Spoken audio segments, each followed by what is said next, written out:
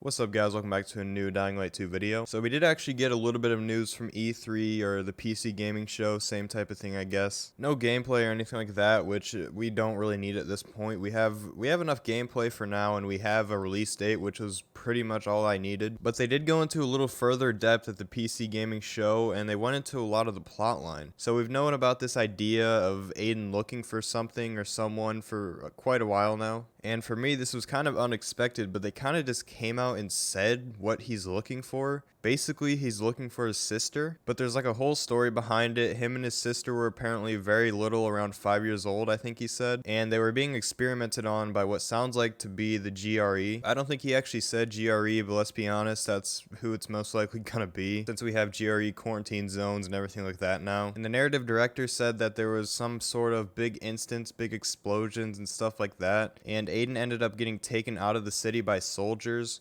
which, like I said before, I'm assuming it's the GRE who's doing this. And now years later, Aiden is now entering the city again, and the narrative director said that he has more clues on how or where Mia is or whatever, which is his sister's name. So definitely caught me off guard that they're giving this much information at this point. I mean, I thought that this type of information, I thought they might not even give out at all before the game comes out. But something else that was interesting, in about 2025, when the timeline we're going with here, the city that we know now as the city apparently got chemically bombed. Now, I've definitely heard this before somewhere, so I'm not exactly surprised. This is where the idea of people living on the rooftops came to be, since pretty much the whole ground level was chemically wiped out, all the plants were wiped out, and that's pretty much where all the infected are just living. But for more on the timeline, I guess, apparently somewhere around 2025, that chemical bombing happened, and the current day in Dying Light 2 is going to be around 2036, I think he said. Now, he didn't really make it clear as to if the chemical bombing is the same one that Aiden experienced, where he was actually taken out of the city because there was a bunch of explosions and stuff. That could have easily been just like some other instance, I guess. Because as we know, Dying Light 2 takes place around 20 years after the first game. It was supposed to be 15 years, that's at least what they were going with for a while.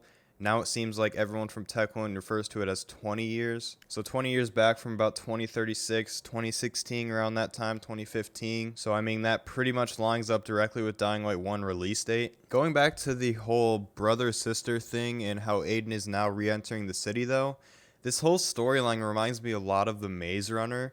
And if anyone has read that book or seen the movie, you know exactly what I'm talking about. But as far as what I actually think about the plot, I think it could definitely work out very well, but I could also see this plot flopping just as much. Obviously, I hope that doesn't happen. I don't think that's going to happen. But something important to bring up is that the narrative director that was talking, he's like one of many narrative directors Dying Light 2 has had. That's one of the things that people just kind of forget about and move on from. So this new director you're seeing, Piotr, actually only got handed the story in late 2020. And something else that's interesting, this guy is a television writer.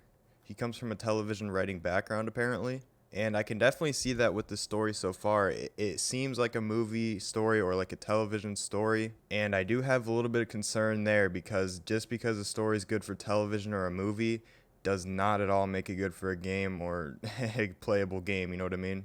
And we'll just have to see where they go from here. But like I said before, I'm really surprised they're coming out with this much detail about the story. Another thing that's going to be interesting to see how they work out is the whole thing about Aiden's father. Now, we've had the quote that his father apparently told him, like, don't forget where you come from. That quote, you guys probably know what I'm talking about. But ultimately, I guess we'll just have to wait and see. Anyway, that's pretty much going to be it. And yeah, thank you guys for watching. Like the video if you enjoyed. Subscribe for more Dying Light 2 videos. And I'll see you guys in the next one.